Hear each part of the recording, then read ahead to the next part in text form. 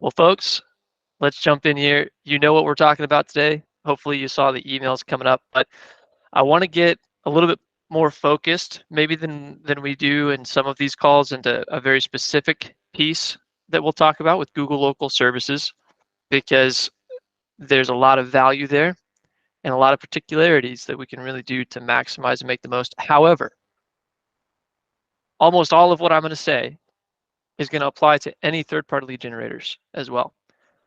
But specifically, we want to look at local services today and really how we manage inbound calls for the best results we can. So as I jump into that, I want to give an overview crash course. I'll try not to get too deep into the weeds, and I'll show you guys kind of what digital marketing looks like, because I have a lot of people that I meet with that have maybe an idea. They've gotten called by thousands of companies, but not always sure what it all means. So I want to give you enough knowledge to be dangerous. I'm not making this exhaustive, but we are going to tell you a little bit here. So before I jump into the specifics, I'm just going to show a normal search right now for Tulsa plumbers and explain a couple of those parts. So looking up Tulsa plumbers, or fill in blank, whatever your industry is, concrete contractors, remodelers, whatever. At the very, very top is Google Local Services, also called Google Guaranteed. This is a paid lead. This is what we're going to focus on today, because it shows up at the very top. It looks like Google suggestions and less so like an ad.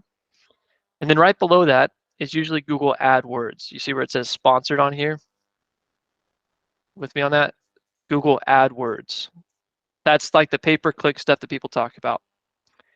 And then below, there is organic. This is what's truly organic search, is your Google Maps. You're not paying anything for this.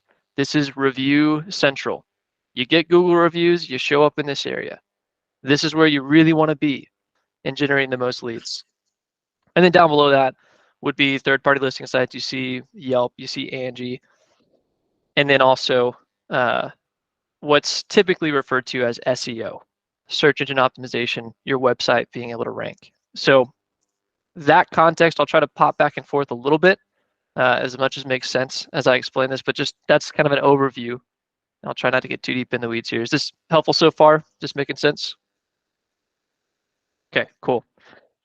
So back into the slides here. At the very top, organic. Leads you're not paying for, and visibility you're not paying for. For most people, especially that we work with, this is really limited to your Google business profile. That's the Google Maps section, right? When you're getting these phone calls from people that say, hey, your organic ranking is low, we can help you with that, they're probably referring to your website and SEO.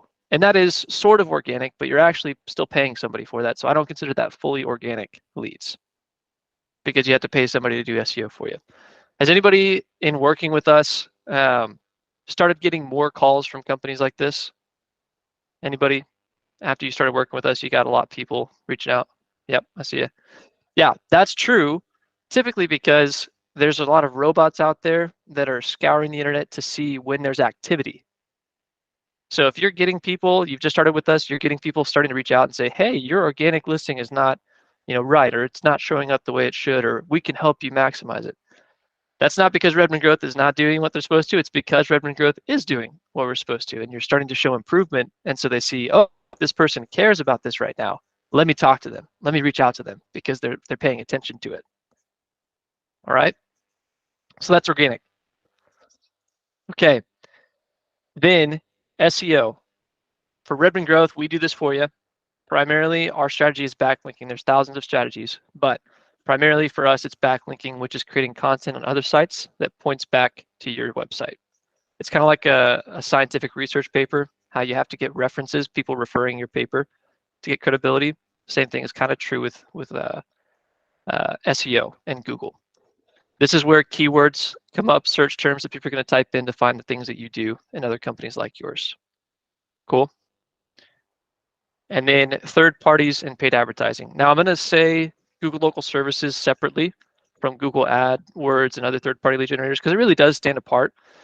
Others are starting to imitate what Google Local Services has done, because they are producing good leads, and contractors and business owners in general are flocking to local services as long as local services provides their service. But it's the credibility of Google. 90% of the searches that are done in the world are done on Google. And you show like a Google suggestion rather than a paid ad. So it's pay per lead rather than pay per click. That's why I kind of put it aside. You're paying for valid calls rather than simply contact info. All right, so that's local services, Google AdWords.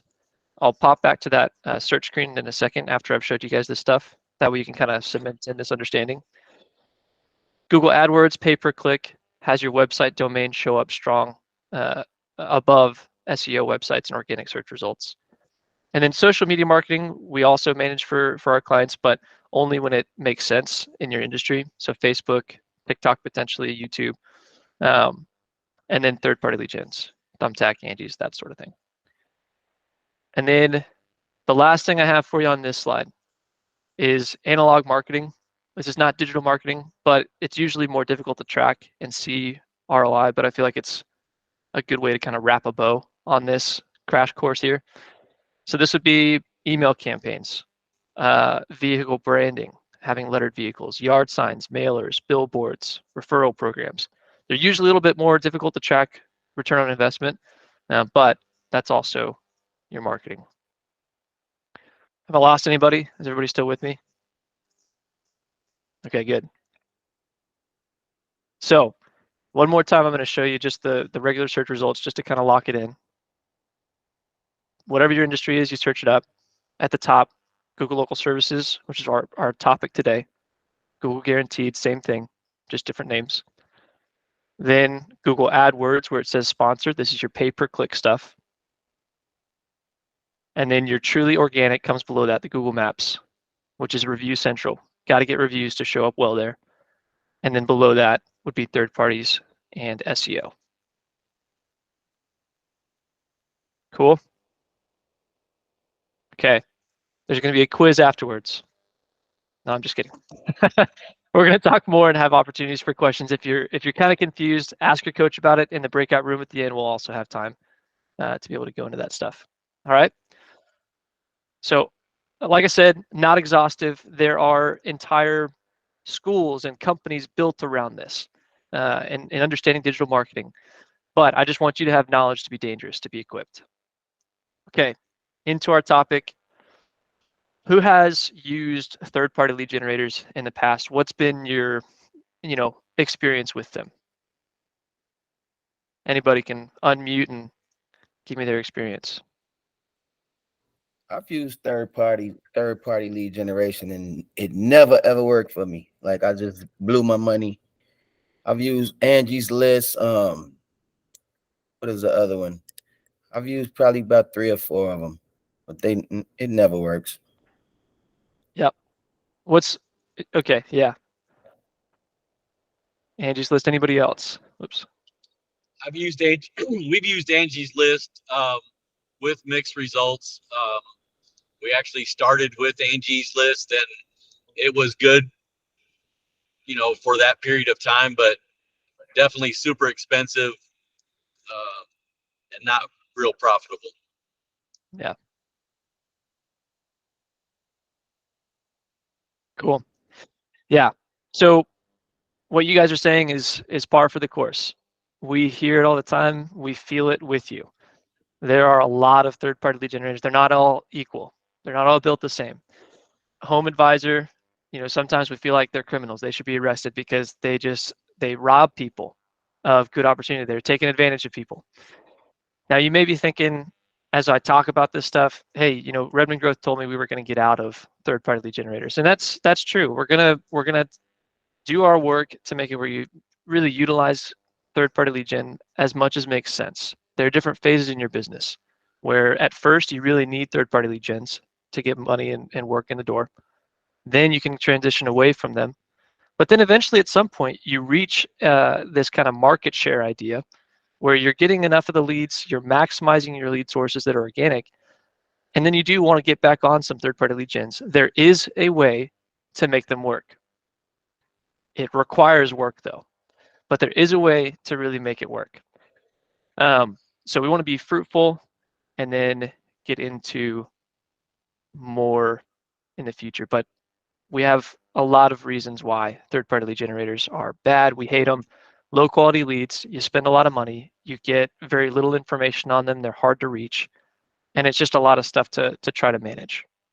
So I think everybody's on the same page here. I won't spend too long on this part of the topic. But I do, and we do think that they are at some point worth it. And again, it's that idea of market share. Some companies, your competitors, are existing entirely on Angie's Leads. They don't have Google. They don't have Thumbtack or whatever. So because of that, you can get your name in there where it makes sense after you've multiplied and been fruitful in the areas that you're working for. So again, not going to spend a whole lot of time on third-party lead generators, but everything that we talk about with local services, for the most part, applies to these third-party lead gens. If you're already on them, you can start making better use of them as well. All right. So big idea for me, big idea for you guys that I want you to have as well, is be fruitful first and then multiply. What does that mean? That means maximize your current lead sources before adding another one. Okay. So Google Local Services in particular, I'm going to jump into an account here in a minute and actually show you a couple of things to do. A few of the things on here are things that Redmond Growth and your coach is going to do in helping you get the profile set up well. But then there's active management after it's set up, more than just taking the calls that you'll have to do. All right. So these are the key things you got to do to get a really successful account on local services and, again, other third-party lead gens. Number one, you got to completely fill the profile in detail. What does that mean? It means add photos. You've got to add your logo. How many people we work with that don't even have their logo on there is crazy. You got to have your logo and photos. People have to have content to engage with. If you can, link to other profiles. You know, if it allows you to have your Facebook business page on there, you know, link to that. Write the About Us section. I know it seems stupid and it seems like a waste of time, but it's not. Maybe for a consumer, you don't expect someone to read it very much, but these profiles want you to engage with them. It's a you scratch my back, I scratch yours. The more you do for them and what they're asking for, the more they're going to promote you, right? So fill out the whole profile, give the details, the opening date, the website, anything like that. If they have FAQs, write a couple FAQs. They may be stupid to you, they may be given to you, but write them. Upload your license information.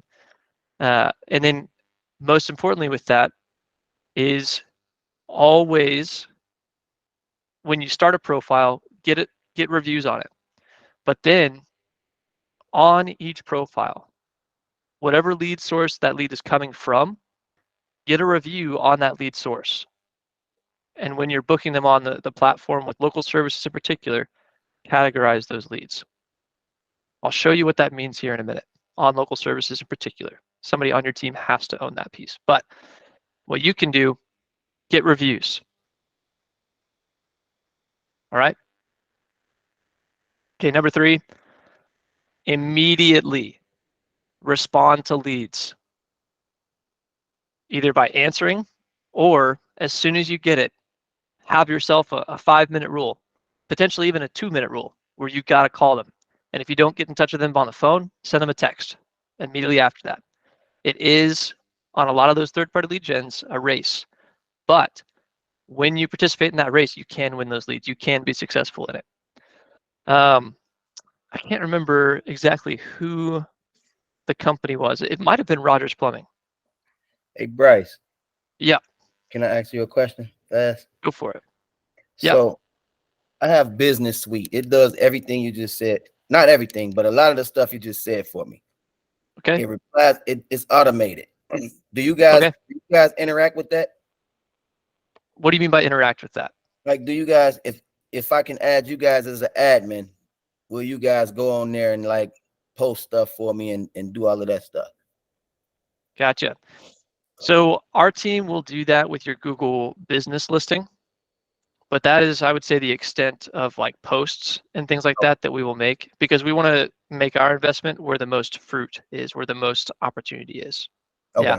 But if you're talking about setting up the automations and how do you write the email, the text that you're going to send to a person? Yeah, for sure. Yeah, we would love to get in there with you. It's done for you. It's simple. Like, cool. All right. Yeah, that's great. Yeah, if you have automations, that's actually something I'm going to talk about at the end here. If you have a way to do automations, use them. Why? Because of my next point. Follow up. 80% of sales take 5 follow-up calls. Marketing Donut tells us this.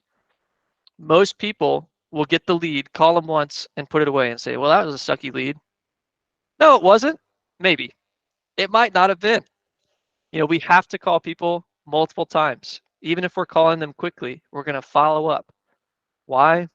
Because people are busy and they don't have your number saved, and people are used to rejecting spam. So call them a couple times, send them a text so they know that it's not just, a spam call, because those spam calls, they never call you back. They never leave a voicemail, anything like that. But if you're different, make yourself look different. Yeah, Rogers Plumbing is a great example of this. They have on their team a standard where they have to call every hour for 5 days. I know that sounds crazy to some. If you don't have a team, that wouldn't be feasible for you. But if you have a sales team, they get a new lead, call one time every hour for 5 days. They had a record where one lead was called 40 times, 40 times, and then they closed. It's a silly record, but it's just a way to emphasize this point. You've got to follow up. You don't know that it's a bad lead until you get in touch with that person. Now, don't waste your time forever, right? Have a timeline of, okay, I'm going to follow up for 5 days. Or Redmond Growth, what we say as a standard is call twice a day for 10 business days, effectively 2 weeks, and then vet that person out. But don't vet a person out or a lead out after one call. All right? Okay, and then the last point on this slide here is be picky. Not all third-party lead generators are created equal. I know I'm painting this picture of, you can make it work, but some of them just suck, and that's okay. Some of them don't work for your present state. If you're not able to respond to messages, don't use Thumbtack. If you're not able to take a call or receive that lead and you're seeing your email and call them back, don't get on Angie's. All right? But that's why we do focus on local services. So I'm going to get on an account here and talk about local services specifically. As I'm getting that pulled up, how many of you have already gotten set up on local services? You're already using it or have used it? Okay, cool. So really valuable, just for reference again, Google local services at the top of the searches. Google guaranteed, same name. All right. Now I had a good account that I was going to show you guys, but I got signed out of all the accounts this morning. So I just pulled up a random local services account to be able to show you a couple of things. When you sign into local services, it'll take you to this leads page. All right. Does anybody see anything that doesn't look good about this right now? Should be pretty obvious. I see a Jonathan? lot of leads. I like leads. Yep. There's a lot of leads. However, none of them are categorized. It's not being worked. You're right, Maria. I see that. It's not being categorized. Google has no idea what has happened with these leads. They want their platform to be useful to their consumers. So Google has to know what happened when they called you. Otherwise, all they think is they called this person, nothing happened. Right? So bad example here. I'm not trying to call anybody out, but bad example because we want to categorize these leads. So when you show up on your local services, it'll take you to leads. This section you want to be empty. And there's the new leads, which are oftentimes the ones that just didn't get charged because it was a missed call. And then there's the active leads as well. You got to categorize these because you want it to look like they're in this booked and completed section. Now, the good thing about this account is that this client has been doing the completion. They're marking their leads as booked with local services, which I'll show you how to do here in a second. But they're putting in the customer's name, something about the job type, and then something about their location. They're going as far as putting their address. You don't have to do that. Just put something about the location. This is a big ranking factor to local services. Right? Number one is always reviews, but this is another big one is categorizing leads. So I'll throw this out there.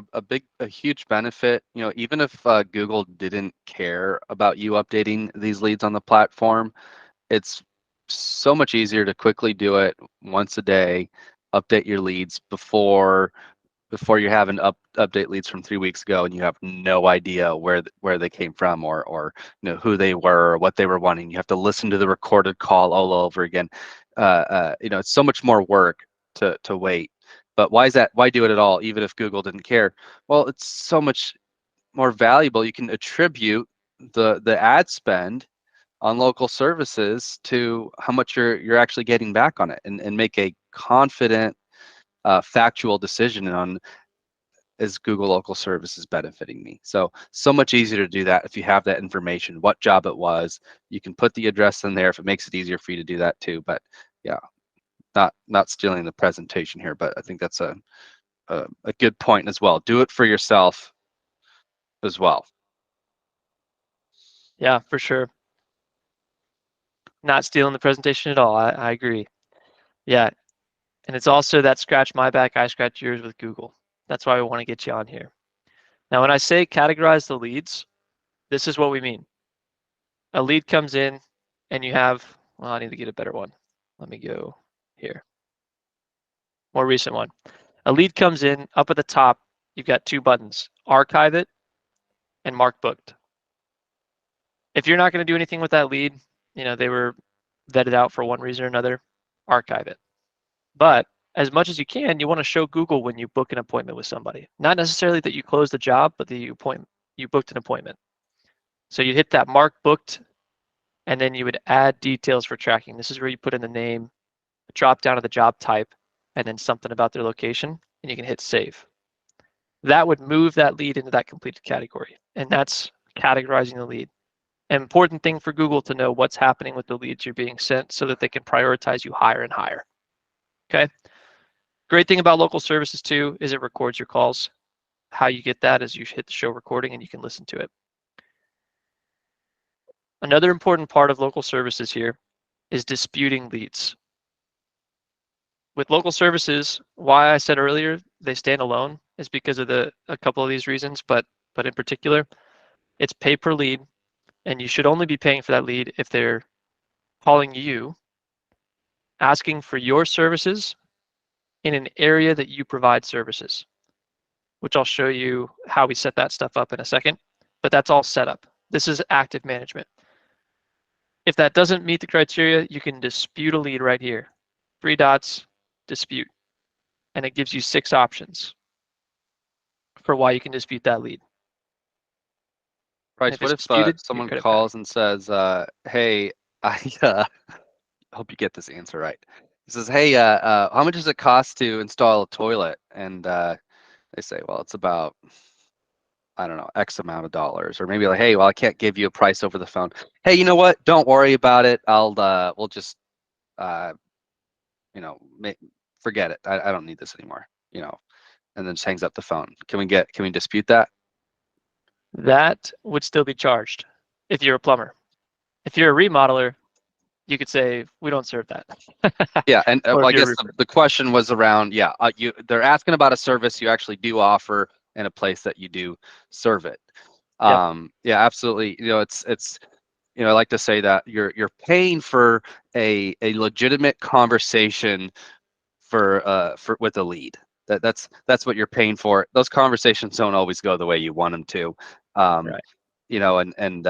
I'll throw out there is, if you want the best of both worlds, if you want the most qualified, pre-qualified, they're begging you to hand you their money. Well, you're not going to be that your leads are going to cost 10 times as much. There's a reason. This is how the service works for a reason. If they can't guarantee certain qualifications, then you're not paying for certain qualifications. There's going to be, I'm sure that there's going to be a marketing person out there that says, pre-qualified leads. Well, it's because they're going 110% above, and they're going to charge you 110% above for it. You can't guarantee always equals more expensive. So you get what you pay for on the third-party lead generators. Yep. Yeah, that's good. That's good, Jonathan. Yeah, it's a third-party lead generator at the end of the day. It is probably the best one out there. In fact, I would say it is the best one out there, most business-friendly in that sense. But it's still a third-party lead gen. You're going to get frustrated with it at times. They're not going to give you back credit on everything you think you should, but they're most likely to out of anything that's out there that we've seen. And we're in this stuff all the time with contractors around the country. So that's why we suggest that. Okay, so that's categorizing a lead. Either archive it if you're not doing anything with them, mark them booked if you schedule that appointment with them and they were the kind of lead you want, and then dispute them if you shouldn't have been charged for it, or if you feel you shouldn't have been charged, if they weren't in your area asking for you in a service you provide. Okay. Now, that's the active management side, and I'll harp on that one last time before we go into breakout rooms. But the only other thing that I want to show you for now is the profile and budget. One of my points on the slide earlier was you have to completely fill in your profile. Do that. Make sure that your phone number's right. Your website's on there. Here in the business bio, for the COVID-19 side, you can say accepting on-site jobs, accepting urgent jobs, and then some of these, 6 unique value pieces. Pick what makes the most sense or works best for you. Again, this is all done in setup. Redmond Growth will help you do this.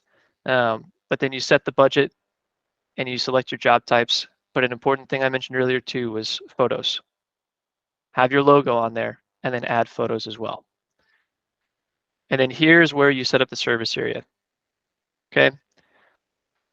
It's important and recent that Google Local Services has made it difficult. They have made it known now that if you have duplicate areas, you don't show up in that area. So if you say Los Angeles County and you put Glendale, they'll kind of negative each other out and you won't show up in that area. So the best practice is either to do a city or zip codes. There's benefits and drawbacks to both. With cities, you will show up higher in that specific city's ranking. With zip codes, you get the search area maybe a little bit more broad, right? But fill in your service area with what makes sense. You can also exclude certain areas. If you know, this zip code is just bad. I don't want leads, but I do want leads in, Glendale. Then you can put that. All right, but this is what allows you to dispute or not to dispute leads.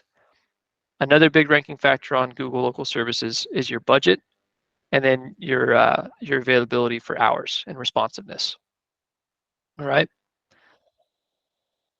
So that's again a quick view into local services. And the reason I really wanted to do this today is because you guys will be emailed. You will get an email of the recording of this call.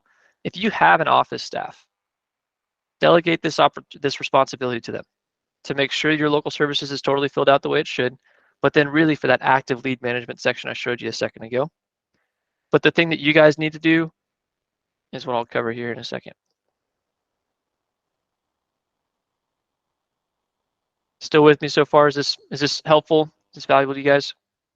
Okay, cool.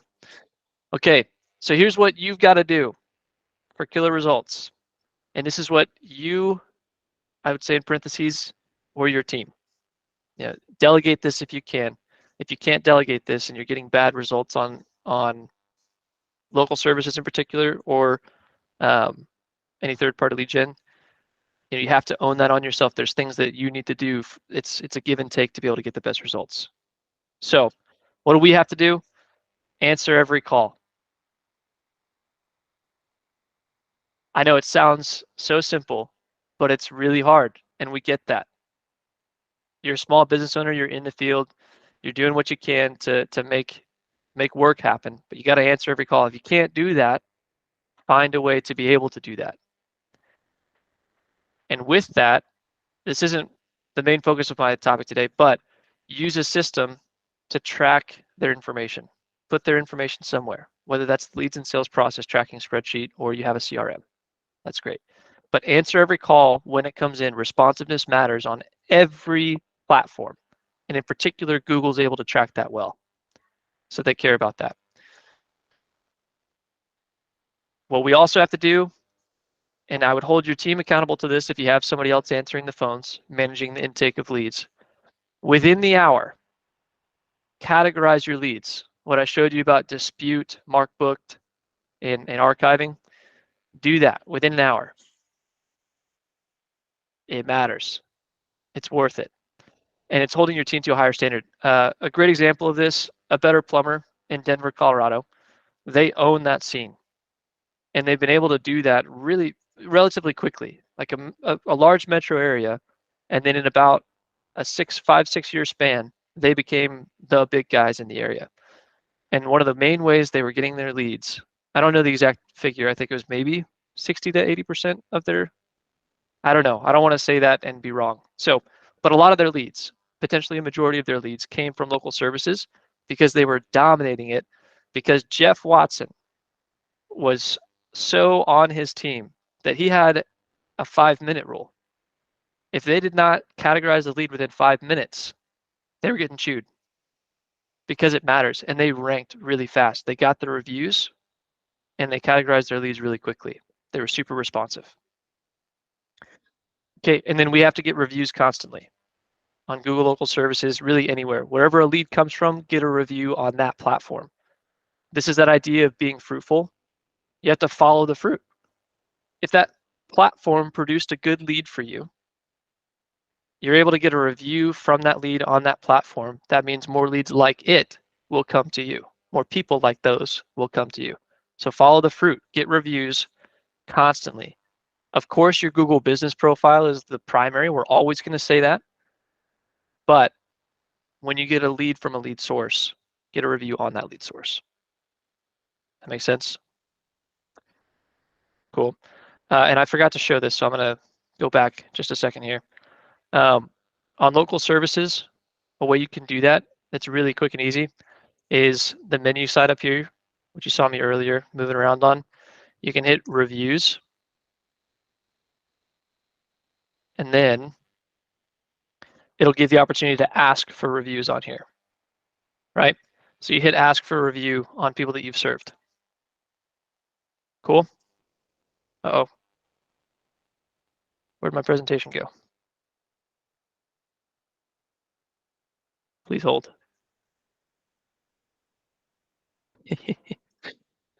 Okay.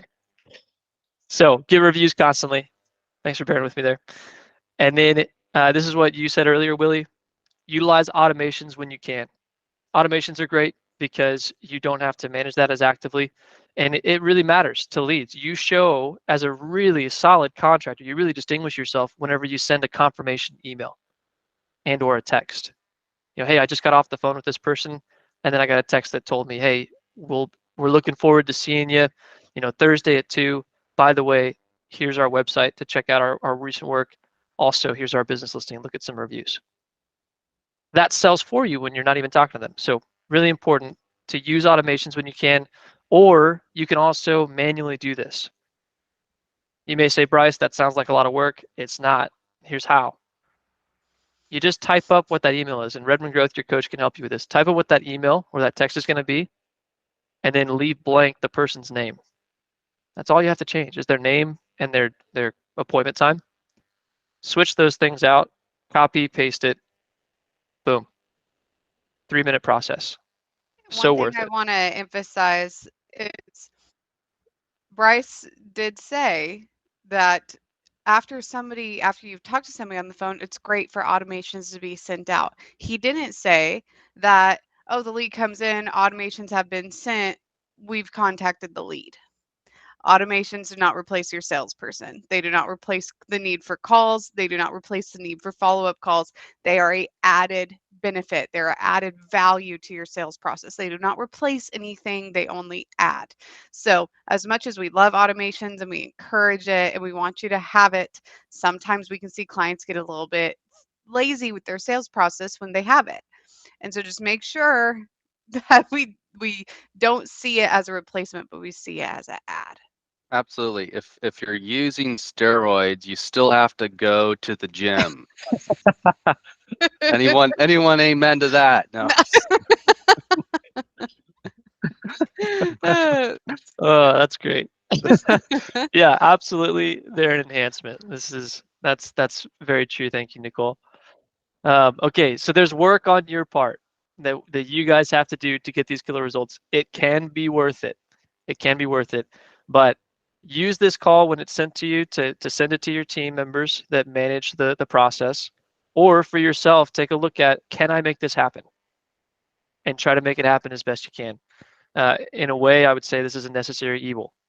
Third-party lead generators, a necessary evil with different phases of your business, because at some point you're going to max out your current lead generators. But make sure you're working with your coach to figure out, have I actually maxed out my current lead sources? Because maybe it's not yet. Maybe we haven't, as Nicole talked about, refined the sales process to have a really good intake of our clientele. Alrighty, that's my spiel. I'll step off my soapbox here. Thanks for staying with me.